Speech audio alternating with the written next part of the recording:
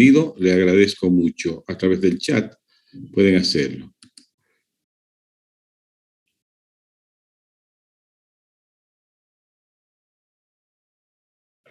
Muy bien, está muy bien que se vea, ¿ya?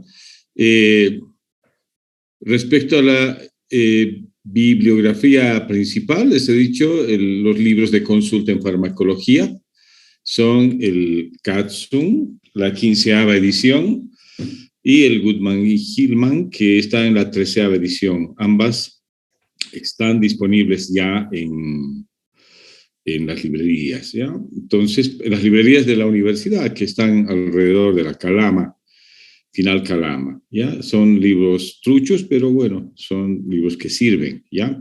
Yo no les diría como docente que vayan a comprar un libro trucho si es que hubiera llegado la versión original en las librerías o hubiera llegado a Paltex la bibliografía.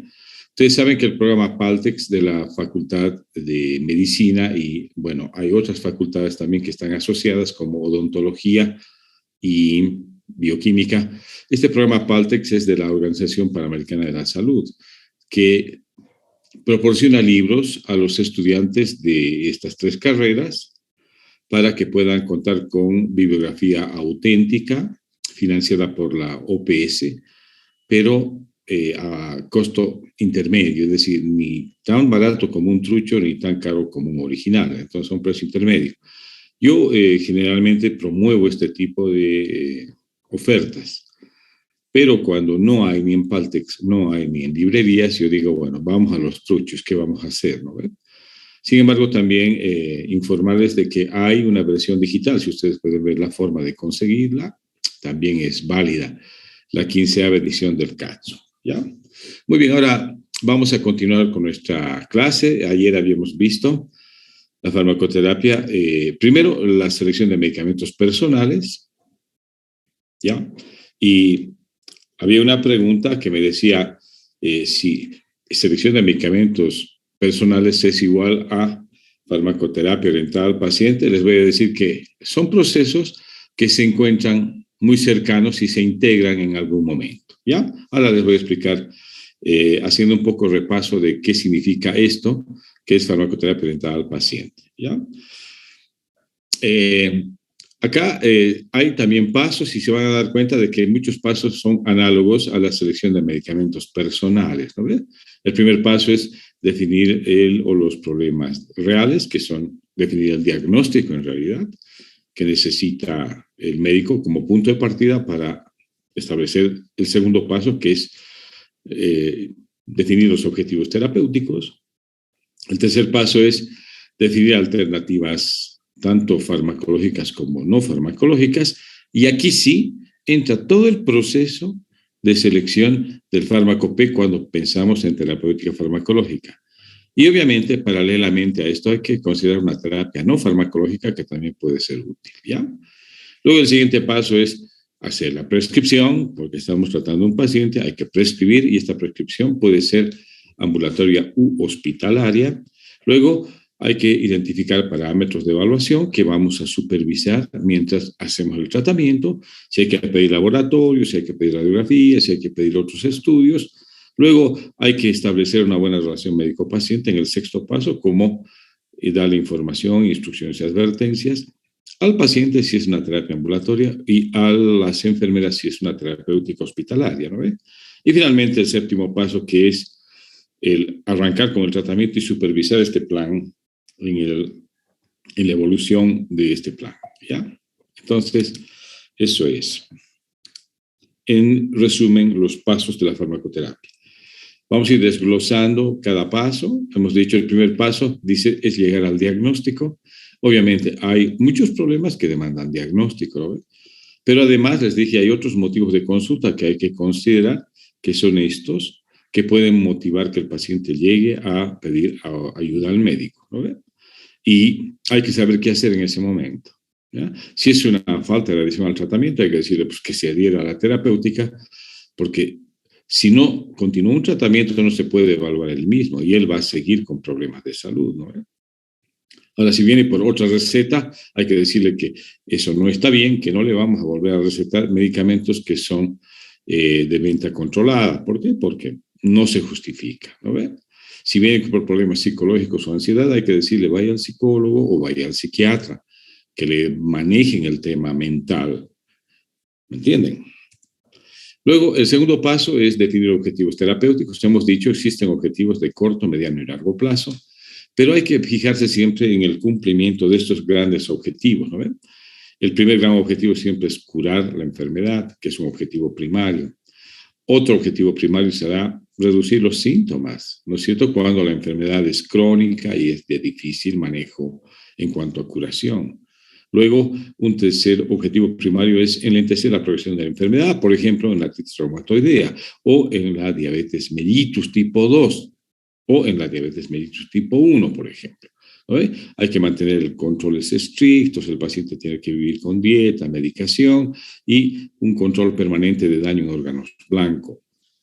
Luego, otro objetivo puede ser prevenir. Les dije, ¿no? Hay enfermedades que son prevenibles por vacuna o por otros métodos que ayudan a manejar a largo plazo. Esos son objetivos primarios, ¿ya?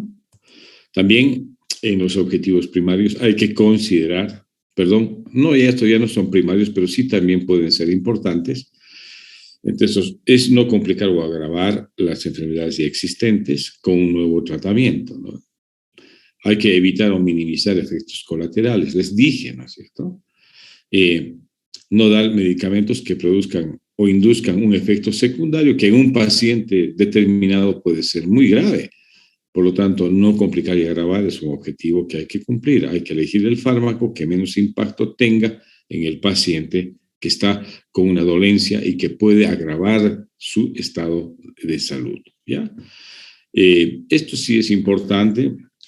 Las terapéuticas costo efectivas tienen que ser todo el tiempo estudiadas, ¿no? Los genéricos han ayudado mucho en este tema y mantener la calidad de vida del paciente, esto sí es importante, ¿no? Sea a corto, mediano o largo plazo, el paciente tiene que estar libre de síntomas y en estado de mejoría, siempre. Ese es el objetivo terapéutico más importante, ¿ya? Hemos dicho también que es importante discutir con el paciente y con la familia cercana estos objetivos de corto, mediano y largo plazo, ¿ya? Porque a veces el cumplimiento de la terapéutica depende mucho de que la familia y el entorno familiar ayude, ¿ah? E informe al médico, ¿no ve? Y aquí está la pregunta que me hicieron ayer, ¿no es cierto? Si la selección de fármaco personal es igual a la farmacoterapia, no es lo mismo, sino que se integra, ¿ya? En el tercer punto de la farmacoterapia orientada al paciente es determinar alternativas terapéuticas, ¿no? Una vez establecidos los objetivos, vemos que hay alternativas no farmacológicas y farmacológicas. Y aquí está, en esta, los pasos de la selección del medicamento personal, ¿ya? Que ya lo hemos visto, lo hemos desglosado. Ahora, en cuanto a alternativas no farmacológicas, fíjense, hay factores que hacen al entorno de un manejo farmacológico que ayudan en el cumplimiento de la terapéutica y en un estado de mejoría, ¿no es cierto? Hemos dicho la dieta, el ejercicio, la cirugía, la fisioterapia, la terapia psicológica ayuda muchísimo en la terapéutica integral, ¿ya? El cuarto paso, hemos dicho, tiene que ir a establecer un plan terapéutico y esto significa hacer la prescripción. Este es un proceso, es decir, esta es una etapa donde se considera el fármaco, la frecuencia de administración, la presentación, la dosis y la duración del tratamiento, ¿ya? ¿Y cómo vamos a volcar esto en un plan terapéutico? En un documento que se llama prescripción, ¿ya? Y esta prescripción puede ser ambulatoria o puede ser hospitalaria. Y hay que seguir normas, primero racionales y después que están recomendadas en lo que se llama la ley del medicamento a nivel nacional, ¿ya? Porque la receta médica o prescripción médica es un documento médico legal, ¿no? Tiene connotaciones legales. Pero a nosotros nos importa que esta prescripción sea un plan farmacológico que el paciente sepa que debe cumplir, ¿ya? Entonces, en el cuarto paso, cuando hacemos esta prescripción, debemos considerar siempre el fármaco que estamos dando en la presentación, la potencia farmacológica. La potencia farmacológica significa cantidad de miligramos que contiene cada vial o cada dosis, ¿ya? El número, que significa la cantidad de fármacos, la pauta de dosificación estándar, ¿no? Cada cuánto, por qué vía, y finalmente la duración del tratamiento, ¿ya? Y hay que, en todos los pasos de hacer una prescripción, hay que siempre considerar esto, efectividad y seguridad. ¿Dónde encontramos estos datos? Ya les he dicho, en los manuales, en los estudios, en los ensayos clínicos donde esta terapéutica está respaldada.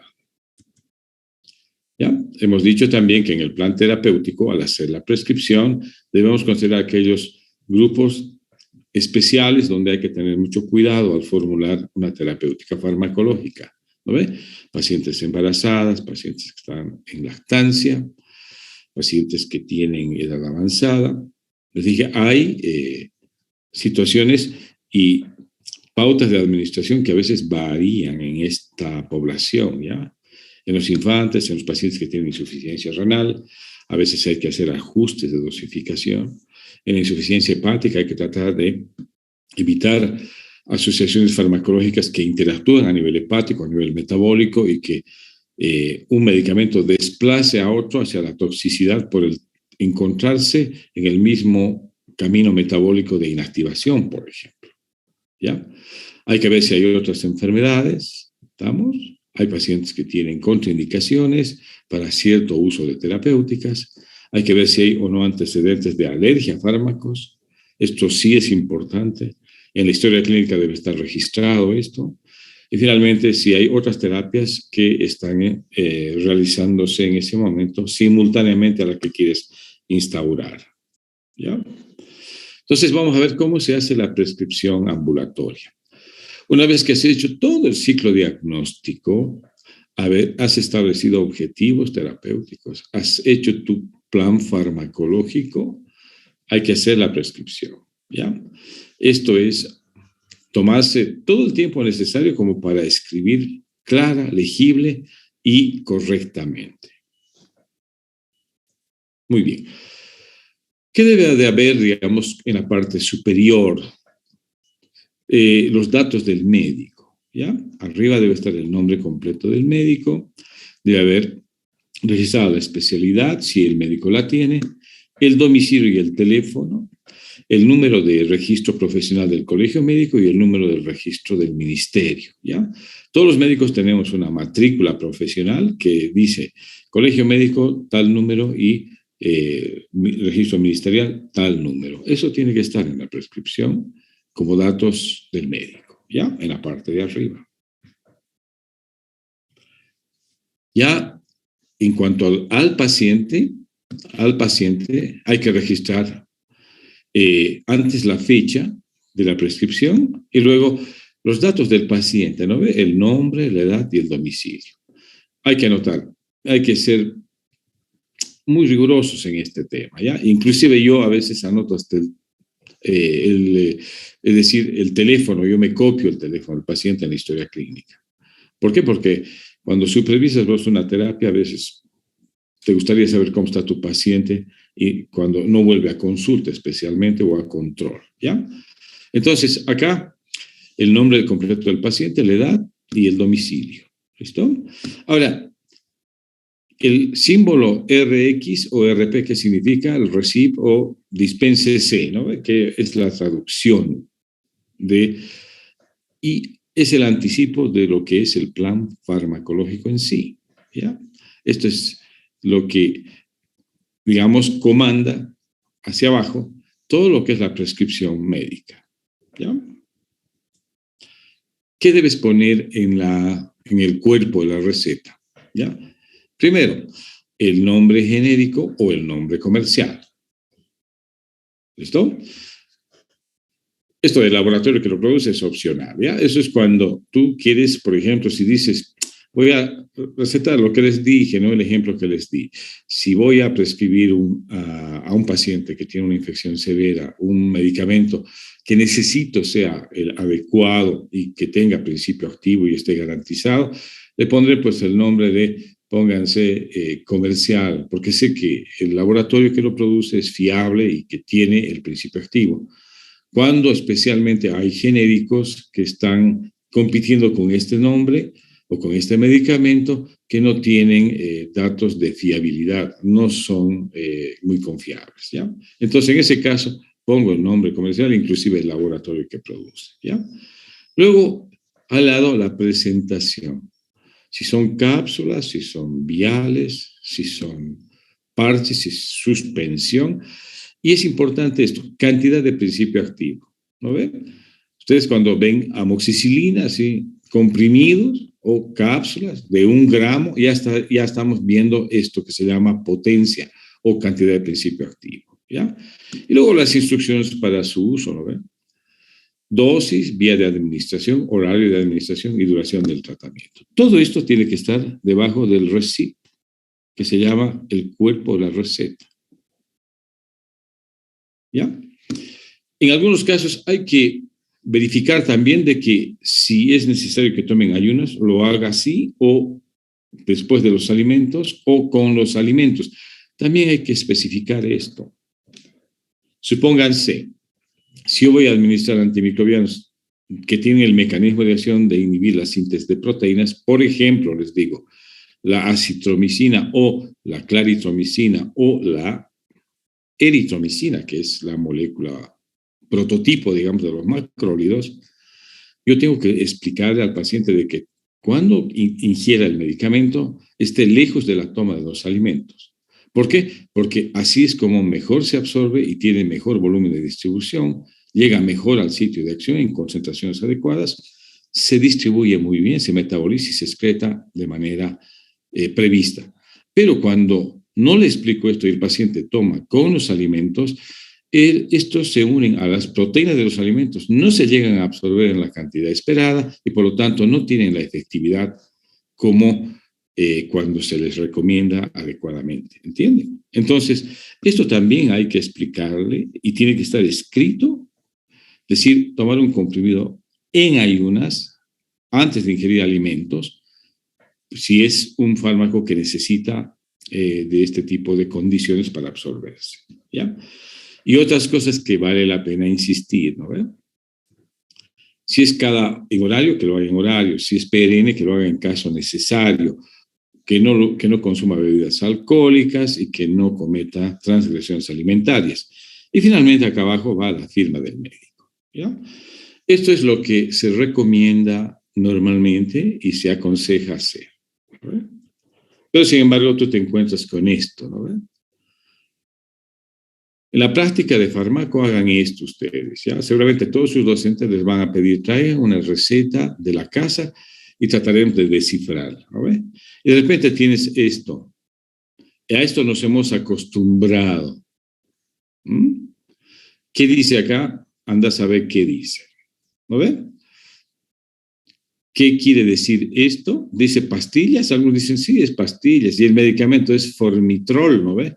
No, otros dicen no, es el pormitrol, y otros dicen ¿no ve? Es el palmiterol, ¿no es cierto? Otros dicen no, es el formoterol.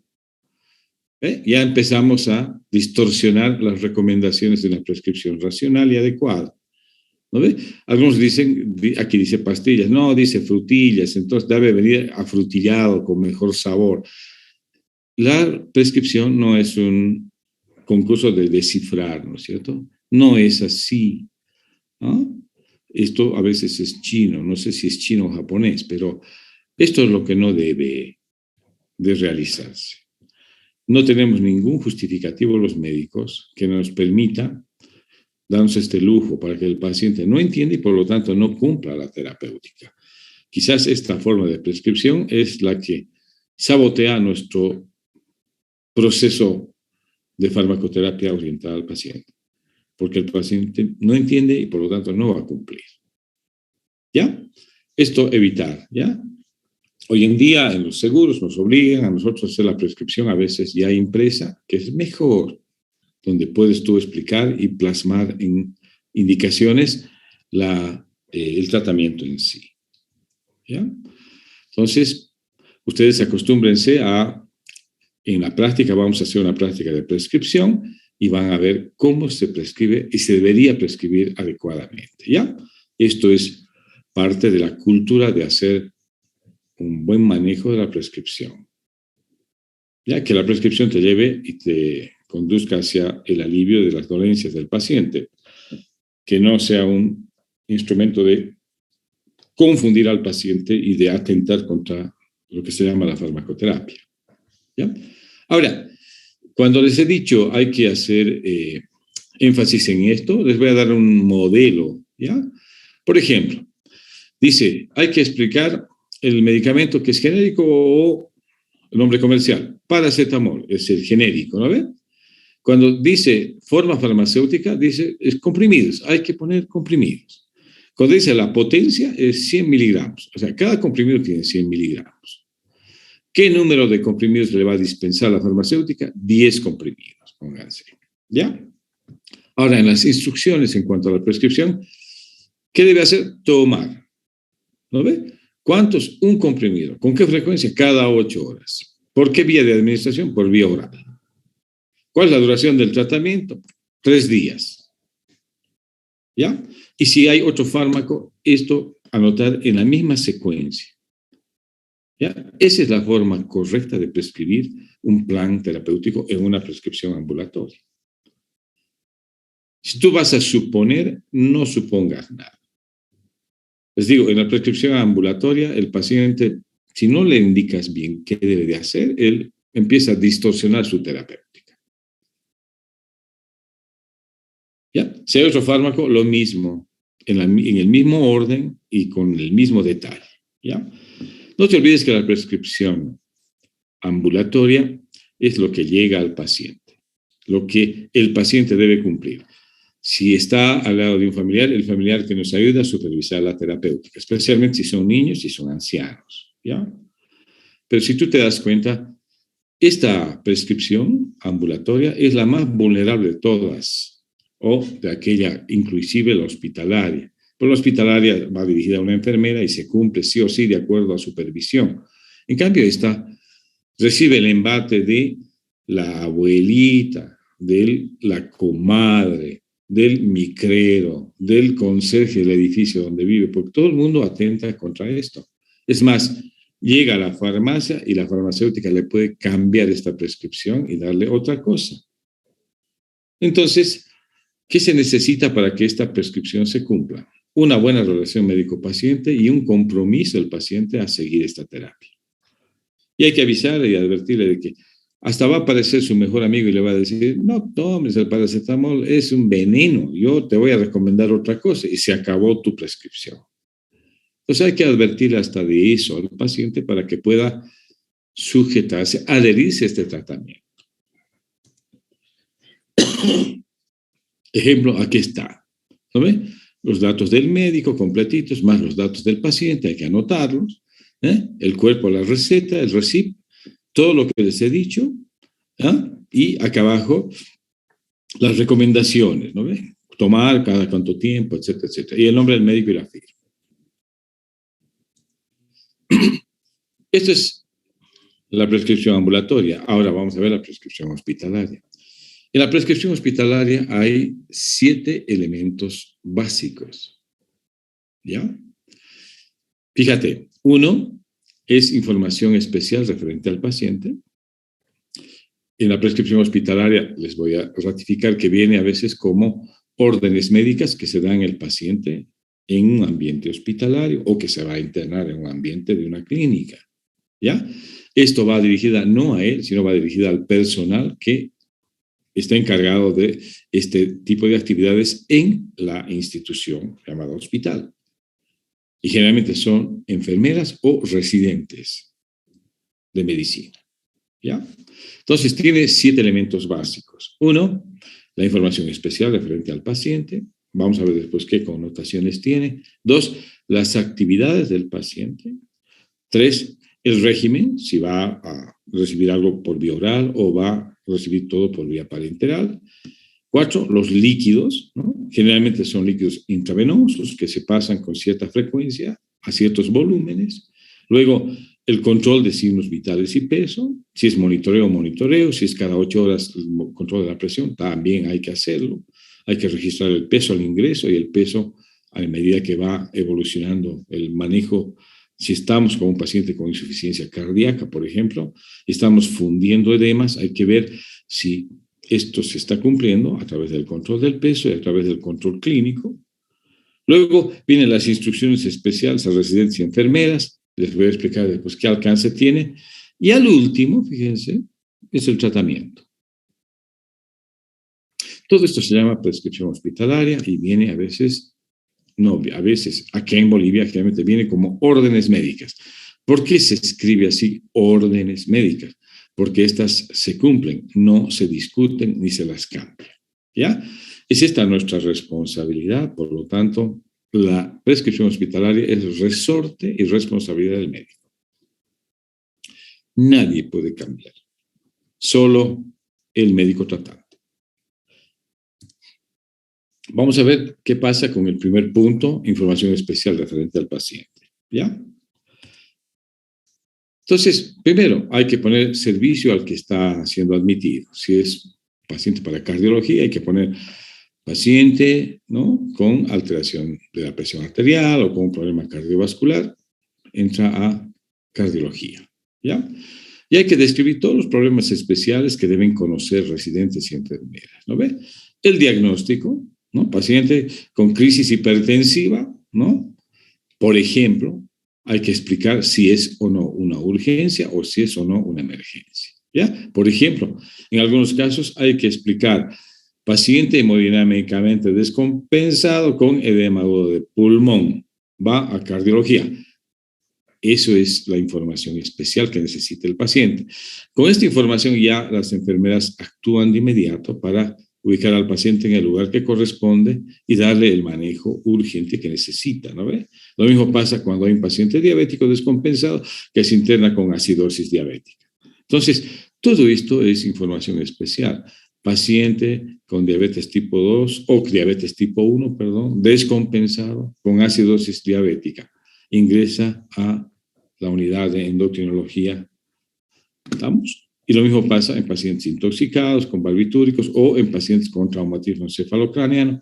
Hay que siempre describir en este primer punto para que el personal que maneje este paciente ya sepa si es una emergencia, si es una urgencia o es un paciente que entra a salas y hay que admitirlo no demasiado rápido, puede tomarse su tiempo en hacer su admisión.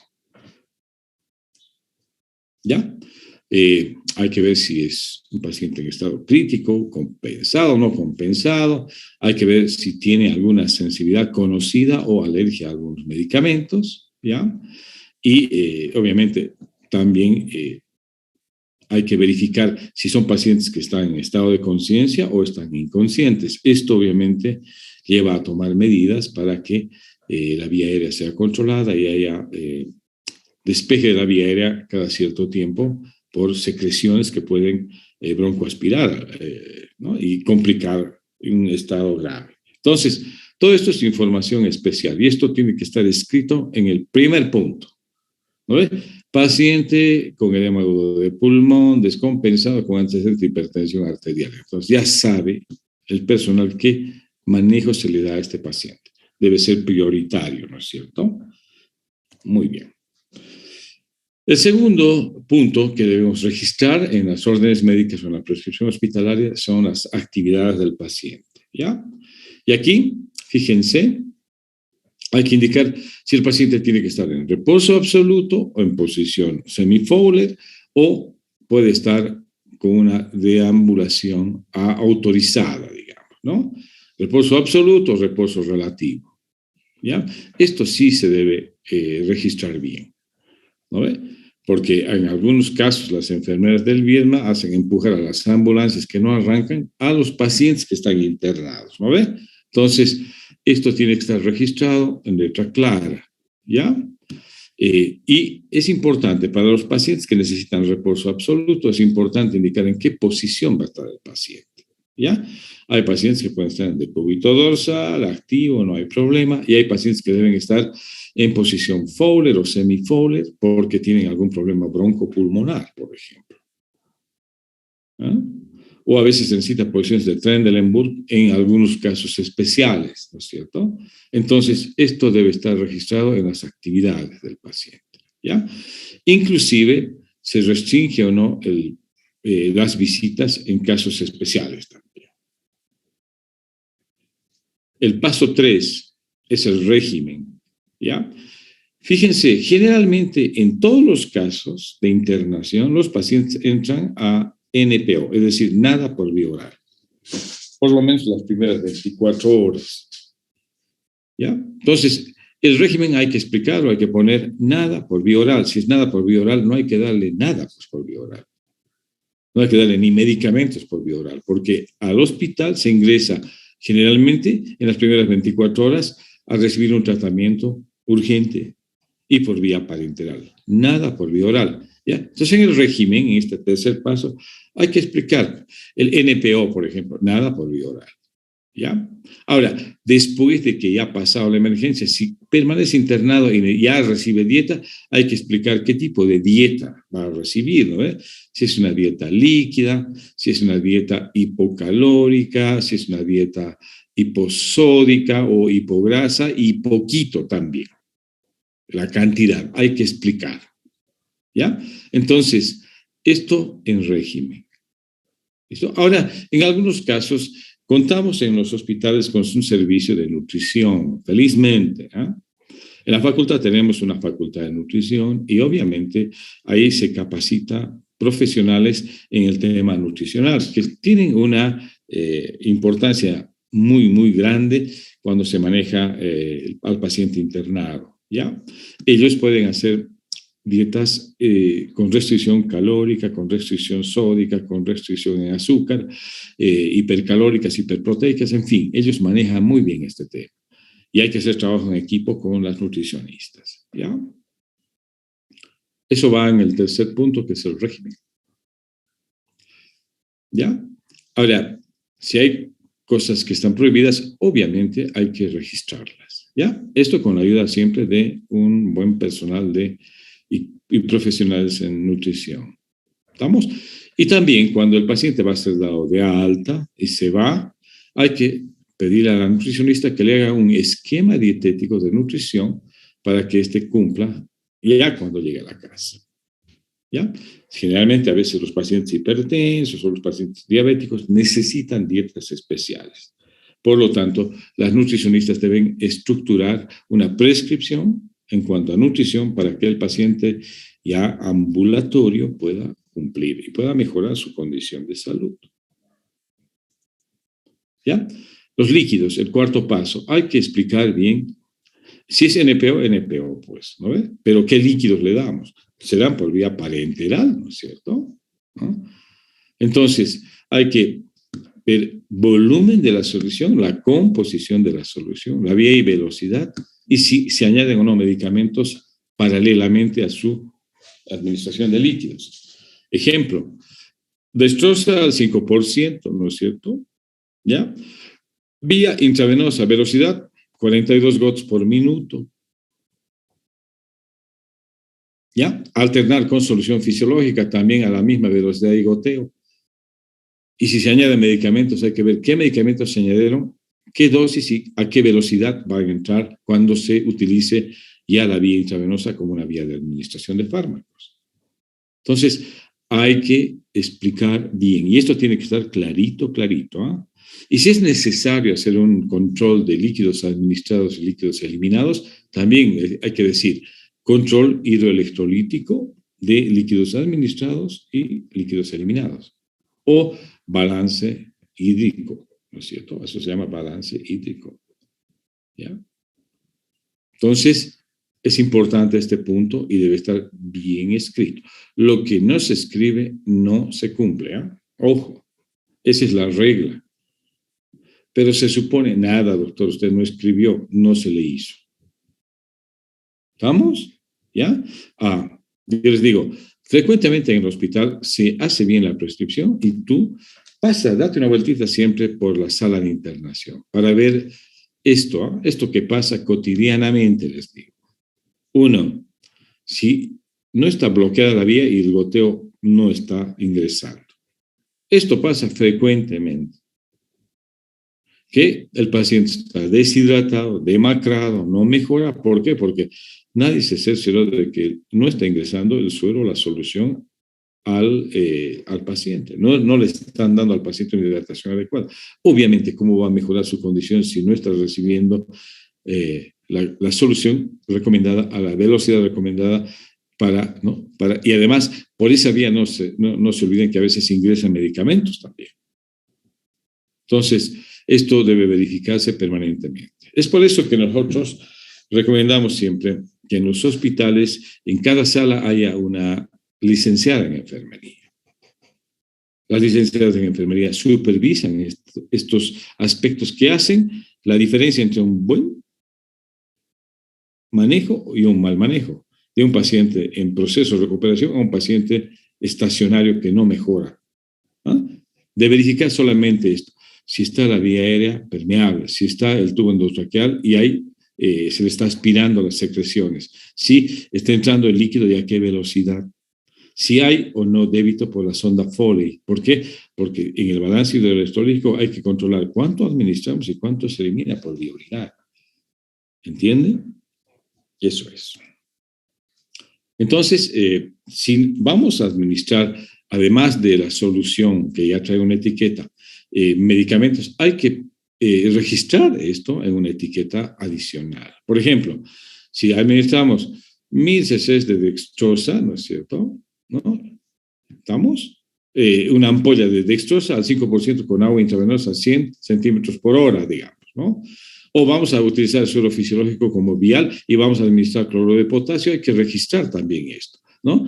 Se va a darle 1000 cc cada 8 horas con un agregado de una ampolla de cloruro de potasio de 40 mililitros. Y esto se va a administrar 1000 equivalentes. Esto se va a administrar a razón de 100 centímetros cúbicos por hora, que es más o menos una velocidad de goteo de 42 gotas por minuto, por ejemplo. ¿Ya? Entonces, si administramos líquidos y administramos medicamentos, en estos líquidos hay que etiquetar y anotar qué solución está recibiendo y qué medicamento está añadido a esta solución para ser administrado cada qué tiempo. ¿Ya? Bienísimo. El quinto paso de la prescripción hospitalaria es registrar signos vitales y peso. ¿Ya? Entonces, ¿qué se recomienda en este punto? En algunos casos es necesario un monitoreo continuo. El paciente ingresa y debe ser monitorizado permanentemente. Entonces lo conecta al monitor. En otros casos no es necesario monitorizar, pero sí es necesario controlar cada cierto horario la presión arterial, pulso y respiración y la temperatura. ¿Verdad? Y además el peso cuando sea necesario. ¿Ya? Ahora, lo que hay que decir es, y registrar también en este punto, es si hay algún cambio, comunicar al médico tratante.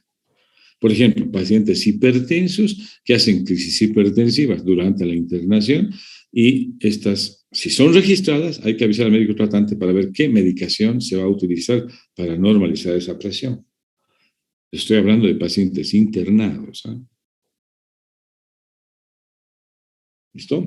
Hay algunos pacientes internados que a veces están en unidad de cuidados especiales y hacen fibrilaciones auriculares, hacen arritmias, hacen una serie de trastornos que necesitan ser comunicados al médico para ver qué modificación hacemos en la terapéutica.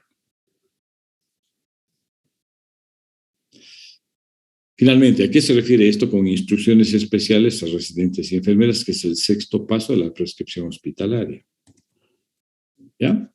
Entonces, hay que ver si el paciente necesita, pónganse, si el paciente necesita un decúbito, como te digo, con una posición semifowler, ¿ya? Al que se le está administrando oxígeno por cánula, hay que verificar que esté en esa posición y que la cánula esté bien colocada. ¿Ya? Además, si está conectado a aparatos especiales, como por ejemplo, digamos, tiene una sonda nasogástrica conectada a un dispositivo de aspiración, esta sonda nasogástrica esté en posición y esté permeable, dando el débito esperado hacia el líquido o hacia la bolsa o colectora que está haciendo de receptáculo. ¿Ya? Ahora, si el paciente es necesario tomarle muestras de sangre venosa o sangre arterial para hacer controles de laboratorio, hay que explicar también en este paso esto, ¿no? Se necesita toma de muestra de la arteria femoral, sangre arterial para gasometría, por ejemplo.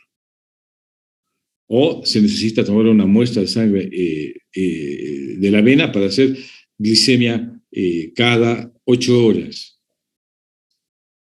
¿No? Necesitamos monitorizar ¿no? el comportamiento de la creatinina en pacientes que tienen problemas de eliminación renal. Entonces, a veces hay que hacer la toma de muestra y la solicitud de laboratorio.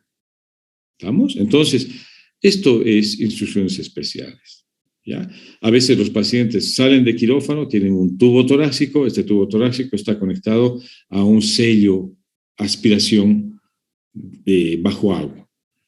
Entonces hay que ver si este tubo de aspiración realmente está drenando y si está bien colocado el tubo bajo la solución de acuosa, porque es así como se establece un mecanismo de drenaje en caso de un neumotórax o un hemoneumotórax. Todo esto va en estas instrucciones especiales. ¿A ver? Les digo, sorpresas desagradables todos los días. Todos los días. ¿Eh? Doctor, sí, ¿sabe qué? Se ha salido, ¿no ve? Ya está, ya tiene que asustarte cuando te llaman y te dicen se ha salido, ¿no ve? Porque no, los materiales no tienen vida propia, ¿no ve? No se salen por sí solitos, ¿no ve? Algo han hecho. Se salió el drenaje, se arrancó el tubo en el tórax, se arrancó la vía, ¿no ve? Pasan siempre. Entonces hay que tener, como te digo siempre, un personal de enfermería y residentes muy pendientes del paciente para que todo esto que son cuidados especiales se cumplan. Se cumplan. Y la medicación también se cumpla. Hasta ahora no hemos hablado nada de medicación todavía. Hemos visto, fíjense, información, actividades, régimen, el cuarto paso líquidos, el quinto paso signos vitales y pesos y el sexto paso instrucciones especiales. Y el último paso que vamos a ver es el tratamiento. Esto, el tratamiento del paciente. Aquí también hay que ser bien prolijos, ¿ya? Hay que administrar primero los medicamentos urgentes, primero los analgésicos, si son antibióticos, diuréticos o inotrópicos, dependiendo de la condición del paciente, ¿ya? Hay que utilizar nombre genérico, dosis, vía y frecuencia de administración. Y para medicamentos que tienen un estrecho margen terapéutico, es decir, que tienen un límite de dosificación muy estricto, hay que tener mucho cuidado. Por ejemplo, nosotros cuando utilizamos, pónganse el ketoprofeno o el ketorolaco, que son analgésicos que tienen gran actividad en cuanto a potencia y son prescritos bastante frecuentemente, administramos, digamos, cada 8 horas una solución diluida y en un margen de tiempo de 10 minutos. Entonces, pone ketorolaco, una ampolla, ponte de 60 miligramos, ¿no? O de 30 miligramos, diluida en 10 centímetros cúbicos en 10 minutos o administrada de manera lenta. ¿Ya? ¿Por qué? Porque cuando se administra en bolo y se manda todo de un solo saque, puede haber problemas cardiovasculares. Lo mismo pasa con los opioides, en caso del sulfato de morfina. A veces no se utiliza por vía intravenosa directa, hay que utilizar la vía subcutánea y utilizar cada 4 horas. Y esto en horario. ¿Para qué? Para que el paciente calme si está en postoperatorio, sobre todo sus estados de hiperalgesia o de dolor. ¿Ya? Pero esto sí tiene que estar descrito y escrito de manera legible, ¿ya? Y bien, porque va al personal de enfermería. Y si te olvidaste de algo y no pusiste, no lo van a hacer. Y como te digo, lo que se escribe, se hace. Además hay que supervisar, ¿no ven? ¿Ya? Entonces les digo, cuando uno utiliza analgésicos, generalmente hay que recomendar esto, ¿no ven? De que la prescripción debe ser por tiempo limitado, especialmente cuando se utilizan opioides, barbitúricos o sedantes hipnóticos, ¿ya? O sea, medicamentos llamados psicofármacos. ¿Ya? En algunos casos también hay que monitorizar de cerca cuando se administran ciertos fármacos. Ejemplo, la digoxina. ¿No? Entonces, la digoxina puede ocasionar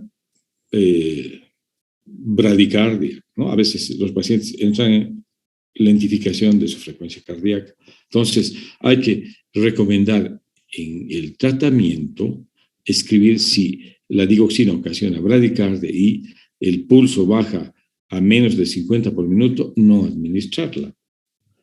Comunicar al médico tratante para ver si puede encontrar otra alternativa terapéutica. ¿Estamos? Lo mismo pasa cuando administramos opioides y el paciente está intubado, por ejemplo.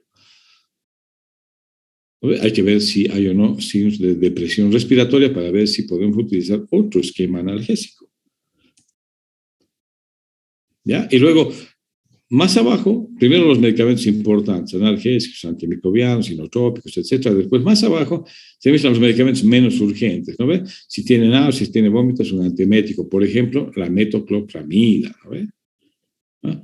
O algunos otros que pueden administrarse PRN, ¿estamos? Hormona tiroidea, etcétera, etcétera. Muy bien, esa es la recomendación, ¿ya? Yo pienso que aquí podemos hacer una pausa y ver si hay alguna pregunta. Si es alguna pregunta, a través del chat, por favor. Y si no, nos veríamos mañana para continuar la fase final, la recta final de la unidad temática que me corresponde darles. Si no hay más preguntas, bueno, nos desconectamos y nos vemos mañana, tempranito, ¿ya? Ha sido un gusto y hasta luego, jóvenes.